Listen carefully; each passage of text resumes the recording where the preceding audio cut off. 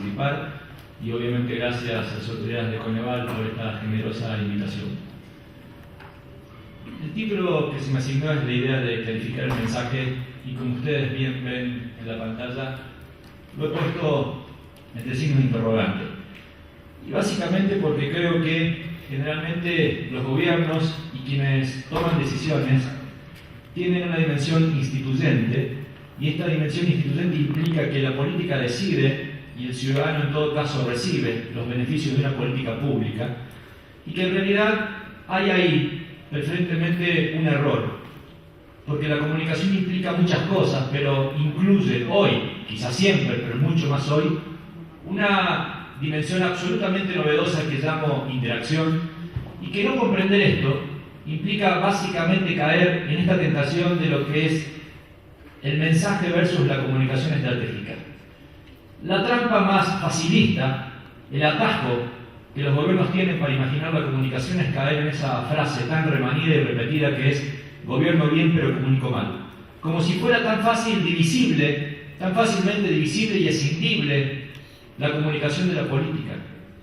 En este sentido, es sumamente interesante comprender que literalmente lo que pongo en foco, y obviamente en discusión, es el propio objeto de lo político en cómo se presenta, porque claramente no toda comunicación es política, pero sí toda política, y por ende un gobierno, se presenta, se representa y se hace pública a través de un formato comunicacional.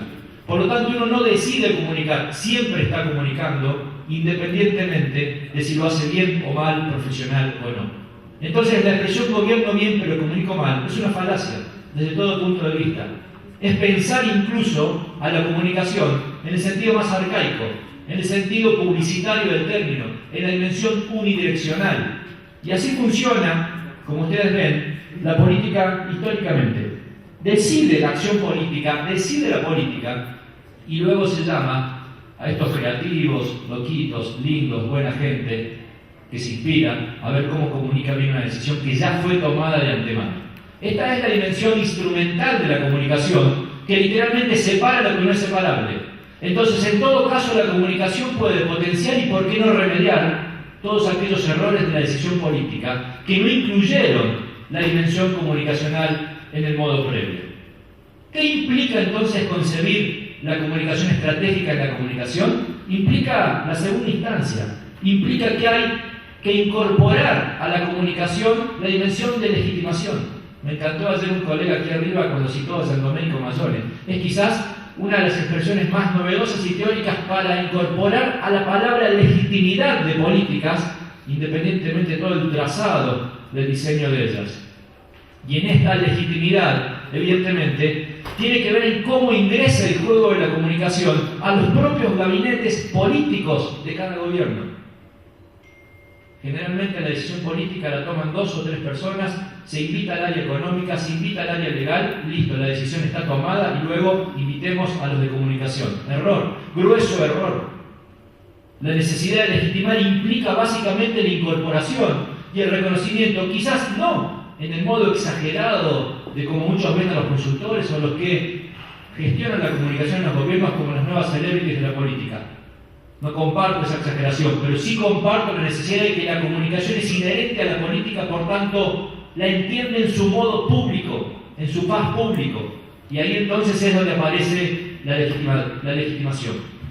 Por eso entonces, la primera pregunta que me hago es, y que les hago, ¿qué entendemos como una comunicación exitosa de políticas públicas?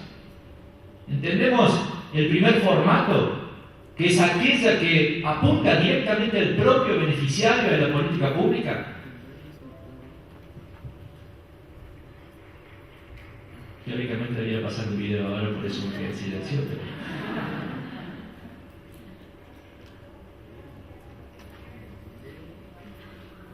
Continúo.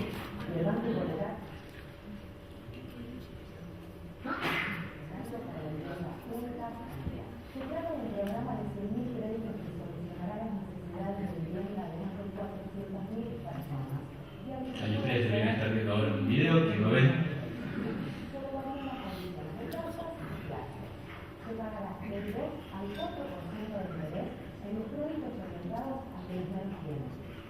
No importa. Oímos el paso. Volvemos al propio slide. Presidencia de la Nación, junto a ANSES y el Banco Hipotecario lanzan Procrear, el programa Crédito Argentino del Bicentenario para la vivienda única familiar. Se trata de un programa de 100.000 créditos que solucionará las necesidades de vivienda de más de 400.000 personas y al que se puede acceder sin un tope mínimo de ingresos. Solo varían las condiciones de tasas y plazos. Se pagará del 2 al 4% de interés en los créditos orientados a quienes menos tienen, con ingresos familiares de hasta 5.000 pesos. Quienes cuenten con mayores ingresos pagarán tasas que llegan como máximo al 14%, realmente muy bajas, que se mantienen fijas en pesos durante los primeros 5 años. Los plazos son de 20 a 30 años y los montos se extienden hasta 350.000 pesos. Entérate qué línea de crédito se adapta a tu necesidad y obtener un turno en la oficina de ANSES más cercana a tu domicilio o ingresando a www.anses.gov.ar. Queremos que vos y tu familia tengan su techo propio, porque todos sabemos que no hay nada más lindo que llegar a tu casa. Bien, vamos a ver los 3 videos si podemos continuar, así no nos demoramos, si técnicamente factible. ¿Qué es lo que vieron ahí? Es la comunicación dirigida a la propia política pública sin un juicio de valor que la explica, sin la motivación política, que se supone podría ser una comunicación exitosa. ¿A qué apunta? ¿En qué centra el mensaje? En la dimensión pedagógica de la comunicación. Es aquella dimensión que hace posible el uso, el gozo, el disfruto y, por qué no, las contraprestaciones que la propia política pública lleva adelante. Este es otro. Hey, vos, quiero hacerte una pregunta. Hoy, ¿pensaste en tu abuelo? Ya sé que no tienes tiempo para nada, pero ¿sabes qué? Él seguro que sí pensó en vos. Hoy es un buen día para decidir pasar más tiempo con tus abuelos.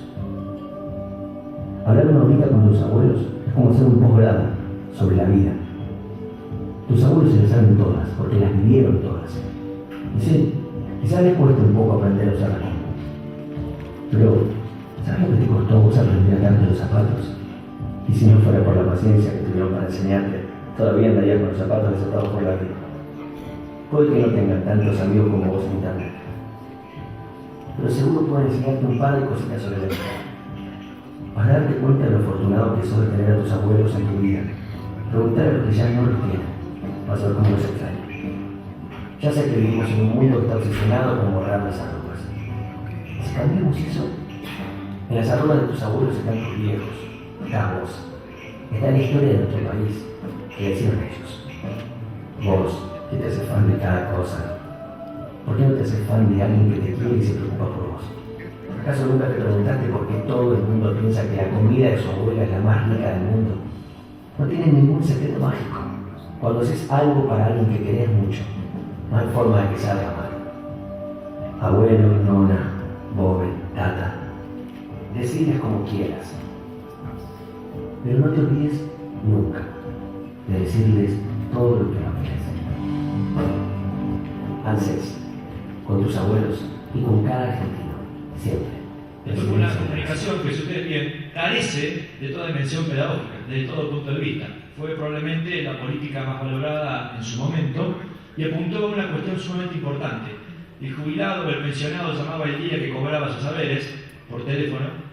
Un segundito, llamaba ese día porque tiene todo el tiempo del mundo y colapsaba el call center más importante de Argentina, que es el del sistema de pensiones y jubilaciones, ¿sí? Entonces se modificó en la web el punto caliente de consumo del día de pago y se instó a que los hijos y los nietos llamasen a su abuelo para avisarle qué día cobraba para que no haga colapsar el 911. Sin embargo, no hay nada, absolutamente nada de dimensión pedagógica ahí. ¿Pero qué generó? Generó un apoyo social sumamente importante para la política pública, independientemente de quién se beneficiaba, y generó más de 1 millón de ingresos de usuarios únicos a la web que entraron a consultar qué día cobraba su abuelo para llamarlo. Pasó algo muy interesante, creo que un tuit resumió esto que quiero contar, que es, apareció un día y decía, los odio a esto de ANSES, pero llamé a mi abuela.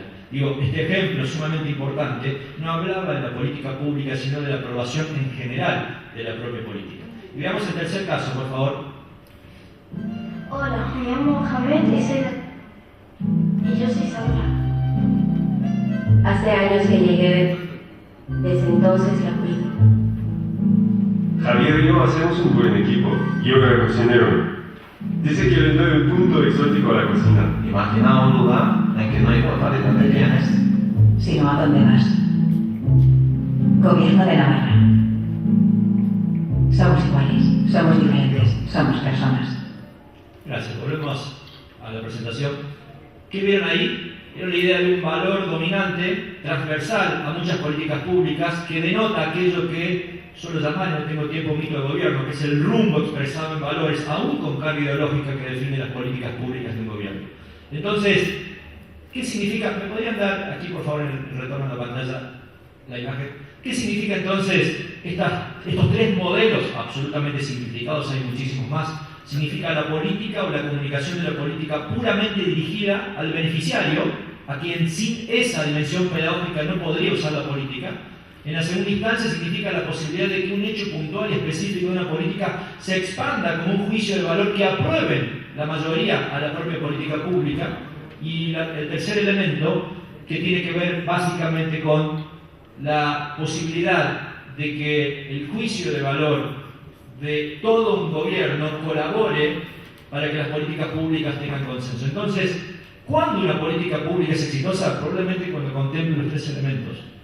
Es evidente que la dimensión pedagógica hace a la política pública la dimensión técnica, evidentemente, sin la cual no podría desarrollarse, pero también el consenso, más allá de la calidad de la política pública, es tan importante para el propio avance de la política y también de un gobierno. Y esto implica entonces tener en claro algunas cosas, es decir, los gobiernos debieran tener en claro los valores dominantes que definen las propias políticas públicas en términos políticos, de lo que representa el rumbo de un gobierno, que hace un rato expresé como mito de gobierno, y también luego ciertos valores extras que hagan, ¿sí?, a los valores de un gobierno y a los valores instrumentales de cómo se comunica. Esto no es verso. Esto debe hacerse, debe ser público, debe ser una guía y debe existir como tal. Entonces, no está bueno tener políticas aisladas que técnicamente sean buenas, ni tampoco está bueno solamente pensar en el consenso máximo de un gobierno, sino que es mucho mejor la integración de ambas visiones para que la política pública buena y el consenso pasen a ser una misma cosa. Entonces, en ese sentido, me gustaría analizar algo así como tres estadios o tres niveles en donde los gobiernos están. Y digo esto a modo de autocrítica, porque venimos los consultores, venimos los académicos y hablamos de la mejor estrategia de comunicación gubernamental desde los gobiernos hacia afuera. Y el gran problema de la gestión de la comunicación, de políticas públicas de su área, es de los gobiernos hacia adentro. Entonces, ahí me parece que hay que poner el foco. ¿Podría ser que se ha apagado este monitor? ¿Si podrían ver? Entonces, ahí hay que poner el foco. Y me parece importante reconocer algunas cosas. ¿A dónde están los gobiernos parados todavía? La mayoría, la enorme cantidad de gobiernos en una dimensión publicitaria, ¿sí? Y cuando digo dimensión publicitaria, digo básicamente en los gobiernos que intentan comunicarse hacia afuera sin interacción, una vez que la política ha decidido, ¿sí? Bueno, estamos con problemas técnicos. Una vez que la política ha decidido, que todavía son analógicos, es decir, gobiernos diseñados en el siglo pasado y que intentan comunicar en este siglo, ¿sí? Bien. Con una comunicación apenas convergente, ya voy a explicar esto, y el Big Data es para analizar ¿qué? Los efectos. Me interesa saber mi reputación digital del día, de la política, pero siempre es ex post. Y el predominio analógico significa que los gobiernos todavía funcionan de 8 de la mañana a 3 de la tarde, mientras que cuando están abiertos digitalmente funcionan y se les requiere un uso del formato 24/7. Entonces, para explicar esto, quisiera mostrar 2 o 3 ejemplos. Este es un caso de Santiago de Chile. Alguien se queja, un tuit oficial del municipio, y tras la queja del municipio, la respuesta del municipio es: cuando vea esto, comuníquese al 0800 para que envíen a seguridad vecinal. ¿De quién es el 0800? De la propia municipalidad. Es ridículo, absurdo, pero así, bajo esa modalidad analógica, es que funcionan los gobiernos. Me abro el mundo digital por esnovismo, por moda, pero cuando tengo demandas de lo digital, los vuelvo nuevamente al formato o al mundo analógico. Esto es interesante ver un estudio que se hizo en Colombia respecto a que la convergencia sirve, ¿sí? Pero sirve no solo cuando lo tenemos en el mundo digital. Cuando hablamos de de convergencia es la posibilidad de que un mismo mensaje puede ser diseminado con distintos modos y formatos en múltiples canales. Hasta ahí ninguna novedad. La novedad actual es que la convergencia exige ser una necesidad y no una opción. ¿Por qué? Porque las audiencias son migrantes. Esto significa que ya no me alcanza a llegar desde el punto de vista comunicacional como antes llegaba con cierta estabilidad. Sin embargo, fíjense, para contactarse frente a una política social, la efectividad de la respuesta fue el 8% por carta, 17% por email, 30% por teléfono y 90% presencial. ¿Qué nos dice esto? Que la verdadera convergencia es la que articula el mundo offline con el mundo online. No solo la convergencia multimedial digital adentro del mundo online. Y que en esta convergencia nunca, pero nunca debemos olvidar el valor más fundamental que es el contacto personal, que es el mensaje personal, que es la dimensión personal. Ni hablar para políticas que tengan que ver con el desarrollo social. Entonces, la convergencia también implica reconocer que la articulación con característica personalísima con el mundo offline es clave. Pero también implica reconocer la voluntad de los gobiernos a abrirse y preguntar. Y todavía los gobiernos siguen en clave publicitaria y no en clave interactiva. Tuve la oportunidad de dirigir, que lo pueden descargar gratuitamente, es el estudio más grande que se ha hecho en el mundo para el BID en América Latina, en 61 áreas de más de 1 millón de habitantes, 60 áreas metropolitanas de más de 1 millón de habitantes en todos los países, en donde se me ocurrió hacer una pregunta básica, que es buscar todos los posteos y tweets que tenían una característica, es decir, un signo interrogante, vale decir, aquellos tweets o posteos, es decir, contenidos de los gobiernos que le preguntaban algo al ciudadano. Y cuando digo que hay que legitimar, significa en serio que hay que preguntar. El resultado es contundente, solamente el 2%. Es decir, el 98% de los gobiernos ven a la comunicación de característica publicitaria, unidireccional, lineal, descendentes, arriba hacia abajo. Es decir, el mensaje es mío, la decisión política es mío y la comunicación siempre es ex post. Y cuando veamos las interacciones, esto es mucho más dramático. ¿Qué significa? Cada vez que un ciudadano intentó comunicarse con un gobierno a través de redes, en el 90% de los casos, 9 de cada 10 instancias no fueron correspondidas. ¿Qué significa? Significa una desazón. Significa que hoy la tecnología ayuda en todo, pero los gobiernos los colapsan. Aumenta la demanda, se abren, pero no responden. Entonces, esto implica un ejercicio de reorganización interna sumamente potente que hoy no se está haciendo. Agravado además con salirse de la dimensión digital. Se los resumo a este gráfico porque es mucho más contundente que el anterior. A estos números, perdón. ¿Qué dice este número? Que el 93% de los ciudadanos no está dispuesto a esperar más de 1 hora para una respuesta que le piden al gobierno. Esto es brutal, es increíble. Entonces imagínense que yo quiero comunicarme un día sábado, un domingo, a la madrugada, porque el mundo digital me lo permite.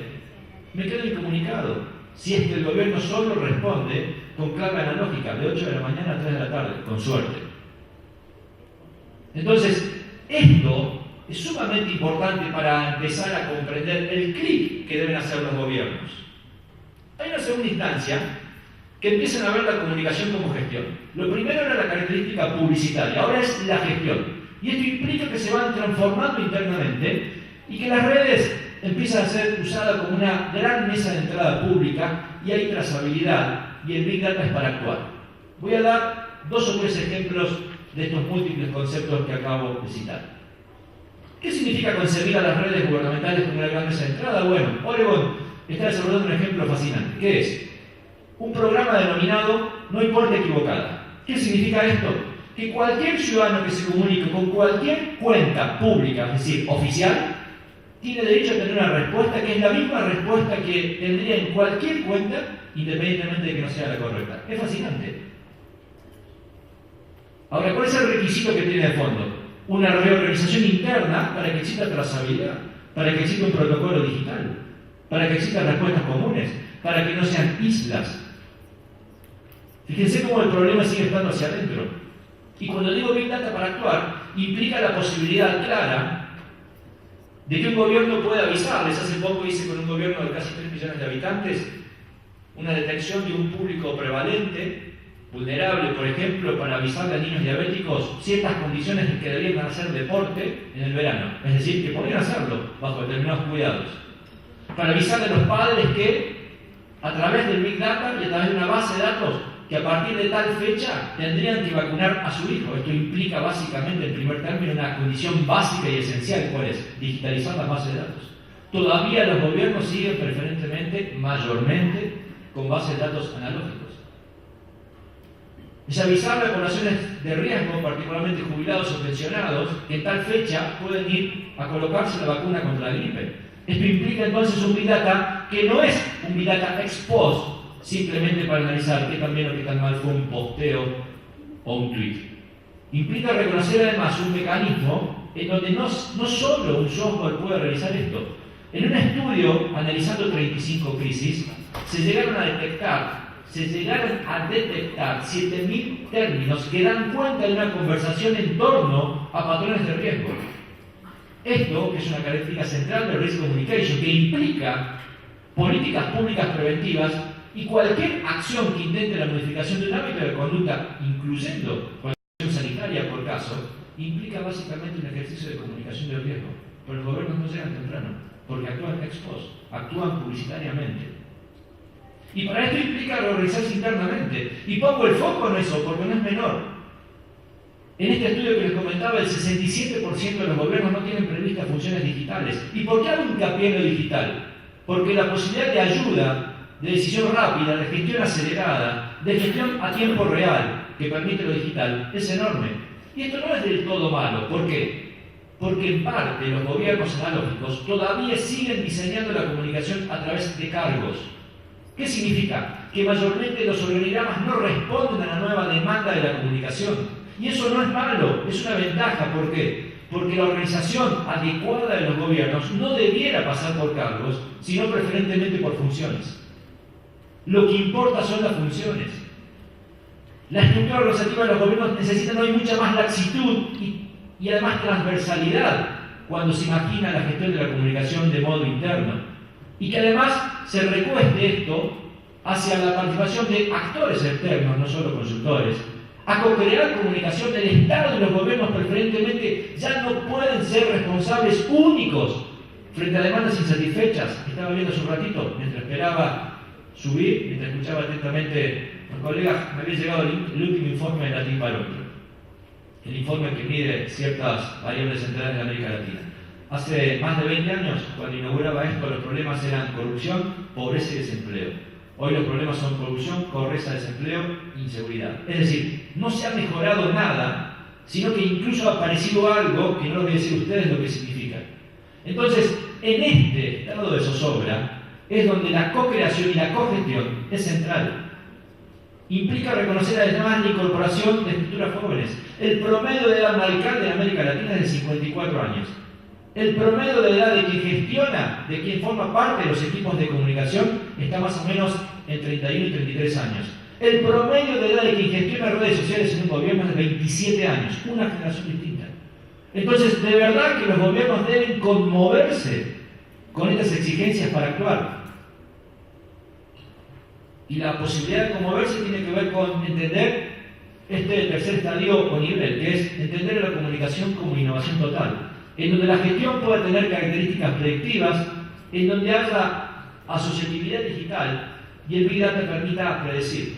Río de Janeiro solucionó el dengue, era la ciudad donde el dengue hizo desastres hace 2 años, básicamente por la detección temprana vía Big Data, cuando iniciaron determinados morros la acción del dengue puntualmente y pudieron controlarlo. De esto se trata. Hizo un convenio con Waze, la aplicación de tránsito, ¿para qué? Con lógica win-win, con lógica de cogestión, con lógica de adaptabilidad a tiempo real.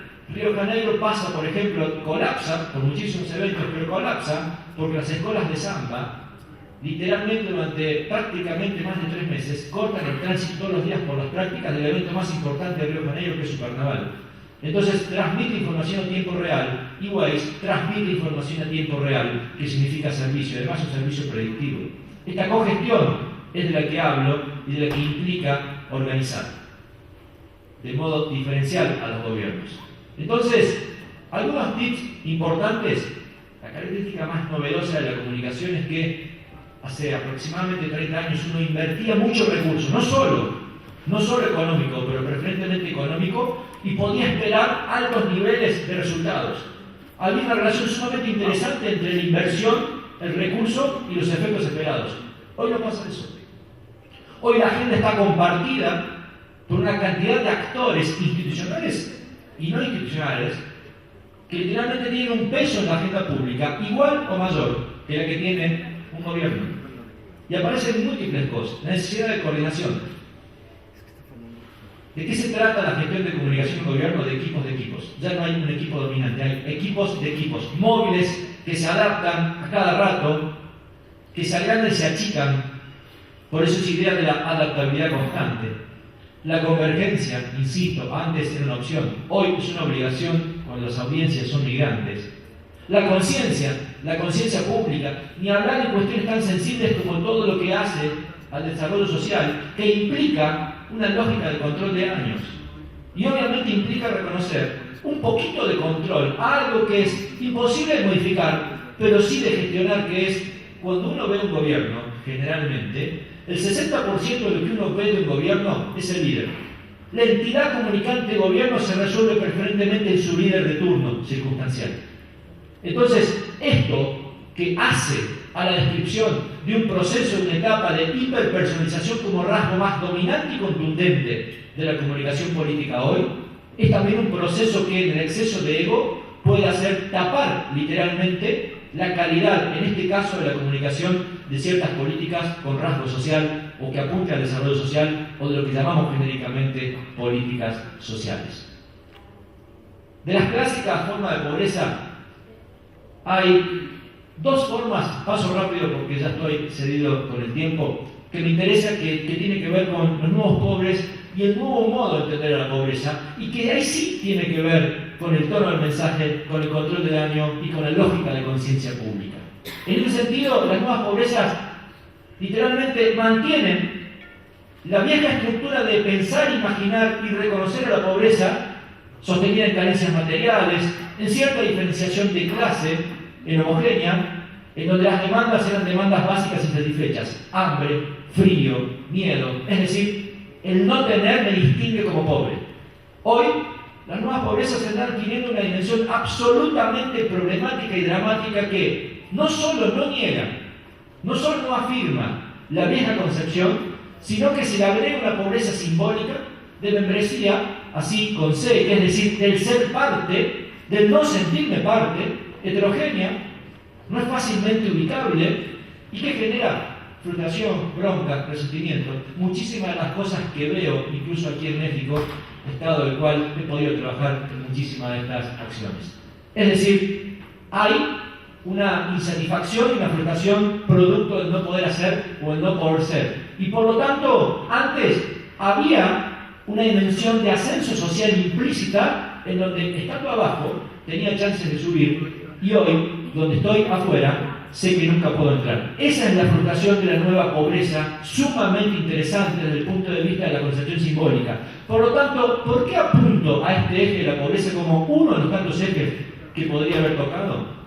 Porque la comunicación gubernamental publicitaria no entiende todavía la gravedad de la conciencia social de quien se ve afectado y padecido bajo esta circunstancia, en donde básicamente hay expectativas no cumplidas, aunque sean mínimas y chiquititas. Y en este sentido, cuando ustedes ven la comunicación que los gobiernos hacen, esa comunicación instituyente publicitaria, fíjense, todas las imágenes son de gente feliz, que no se corresponde necesariamente con imágenes, elegí todas de México, que tienen que ver con esto. Es decir, cuando uno ve programas y la comunicación, ve una relativa banalidad desde esta lógica que apela simplemente al salir, y cuando uno va a la realidad, ve esto que tiene que ver con la crudeza, que tiene que ver con la distancia, que tiene que ver con la falta de conciencia social, que tiene que ver con algo así como la generación de sobreexpectativas, atendiendo lo anterior, que literalmente no se corresponden con la realidad. Por lo tanto, un gobierno hoy puede herir a cada rato sus gobernantes, puede ir a cada rato con la práctica de sus gobernantes si uno no monta, no limita, no gestiona el énfasis hiperpersonalista de sus líderes, cuando el que carece está exactamente en esa situación como la que ustedes ven. Veía hace unos días una publicidad de un gobierno que todavía se animaba a mostrar estereotipos básicos. Una mujer siempre cocinando, ustedes lo vieron hace un rato.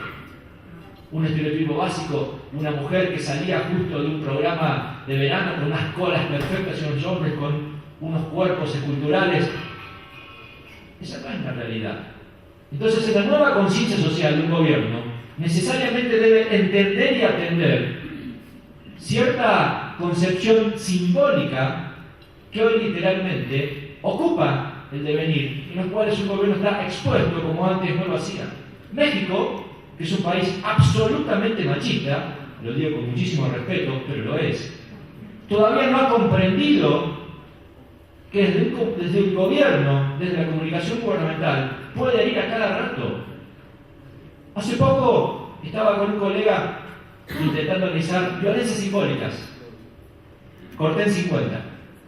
La cantidad enorme de prácticas en las cuales un gobierno comunicando de modo publicitario, sin interacción, sin cogestión, sin incorporar al destinatario de la política pública en esencia, sin reconocer que literalmente no sobra nada, al contrario, lo que hay es zozobra, lo que hay es susceptibilidad constante para un gobierno. Si uno no entiende un gobierno literalmente todos los días, lo que puede hacer es agrietar la distancia que separa al gobernante del gobernado. Por lo tanto, cuando me preguntan cómo mejorar el mensaje, básicamente lo podría resumir en aumentar los niveles de profesionalización de un gobierno, en reorganizar un gobierno incorporando lo digital y lo analógico, pero básicamente entendiendo que lo digital hoy es la característica que ayuda a la gestión, nunca sacando la dimensión personalísima, especialmente en el contacto del destinatario con la política pública, siempre reconociendo que un gobierno necesita consenso, necesita un rumbo, necesita un mito de gobierno, y que no está bueno mostrar políticas públicas técnicas descolgadas del rumbo del gobierno. Porque en definitiva, gran parte también de la valoración tendrá que ver con eso. Entonces, en definitiva, significa entender preferentemente que si no escuchamos a la gente, evidentemente no podemos pretender que la gente nos escuche a nosotros. Muchísimas gracias.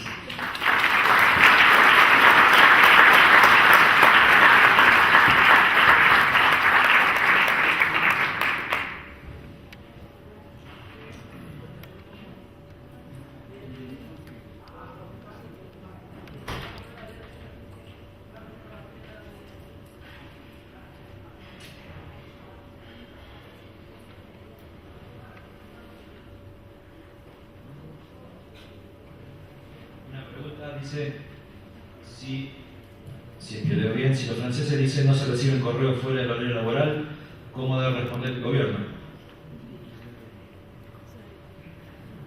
Bueno, yo creo que el mail o el correo es la última instancia de la comunicación digital, o al revés, la primera que ya ha quedado vieja y superada. Es sumamente razonable que un correo personal fuera del horario laboral no sea respondido. Pero yo hablo de redes sociales públicas, que son las que abre un gobierno, que evidentemente trabajan a tiempo real, ¿sí? Entonces, es sumamente interesante. En algún momento, Alvin Toffler, voy a hacer una analogía, planteaba en un libro que me habla de tercera ola, que el tránsito de la primera ola, de la época agraria preferentemente, a la tercera, que era la época del conocimiento, no necesariamente implicaba pasar por la segunda ola, que tenía que ver con la dimensión industrial. Algo parecido en términos analógicos quisiera hacer con el uso de las redes sociales.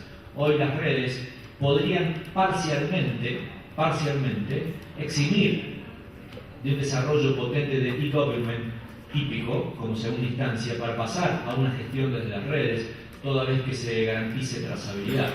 Doy un ejemplo. Hace poco, un caso sumamente importante de trazabilidad interna. ¿Qué es la trazabilidad? Es la posibilidad de que, si yo me comunico con un gobierno, esa comunicación no quede en el aire, y si hay una respuesta no quede en el aire, sino que básicamente yo pueda seguirla. Puedo seguirla públicamente con un número de trámites, si es un trámite que compete a todos, vamos a imaginar un pozo o un bache en la ruta, o puede seguir con un número de trámite en una comunicación cerrada, ¿sí? Si corresponde a un trámite individual que evidentemente está bajo el registro de Base Data, es decir, de la protección de mi dato personal.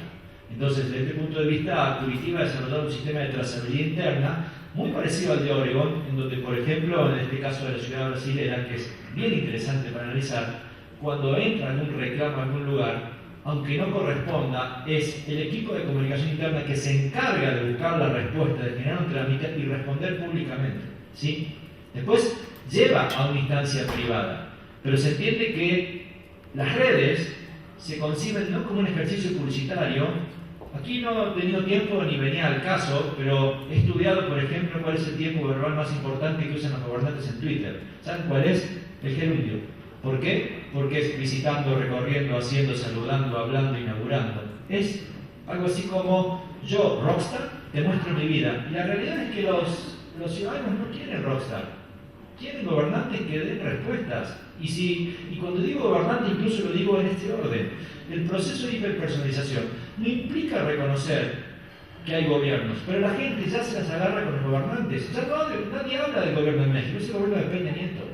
De Peña incluso. Digo, pero ¿se entiende? Así podríamos replicar a cualquier escala hacia abajo. El proceso de hiperpersonalización, bueno o malo, implica esto. Entonces el gobernante debiera tener hacia atrás una malla de contención para que efectivamente se garantice una trazabilidad, y las redes sean un mecanismo de gestión. Esto es sumamente importante porque es un cambio de paradigma. El chip más importante para llegar al tercer estadio tiene que ver con esto.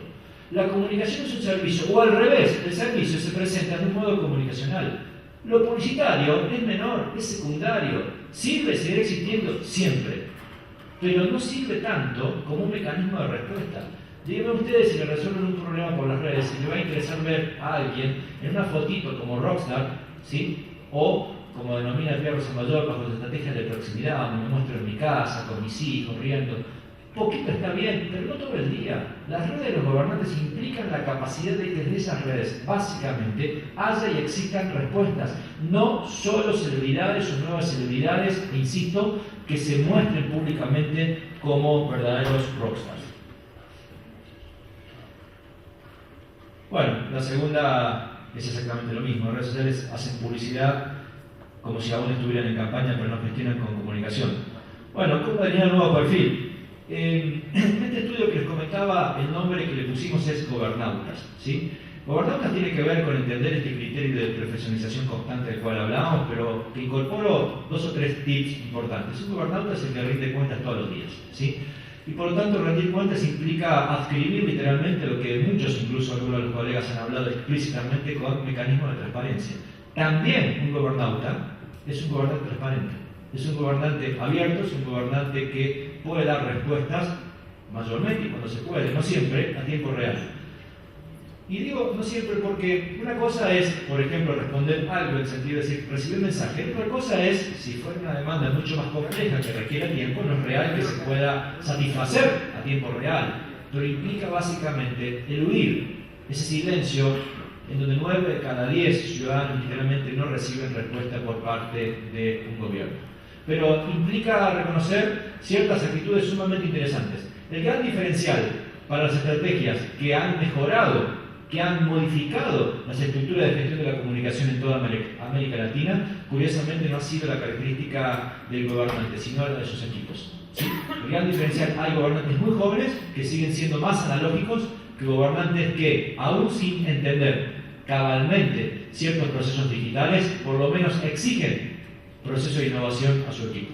Entonces, en esto es sumamente interesante. Quizás haya que concebir como las nuevas generaciones a las redes sociales bajo un determinado concepto que me parece sumamente gráfico e ilustrativo de esto. Es que los jóvenes no ven a las redes sociales como un medio más, como muchos de nosotros las vemos. Los ven literalmente como una plataforma de acción. Y me parece que un gobierno puede empezar a entender que las redes sociales, lejos de ser un canal alternativo propagandístico, son hoy una plataforma de acción que dé respuestas.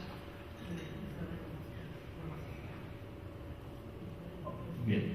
Silencio llegado, imagino que estamos ya en hora de cierre. ¿Sí? Bueno, muchísimas gracias a todas y todos. Muy amable.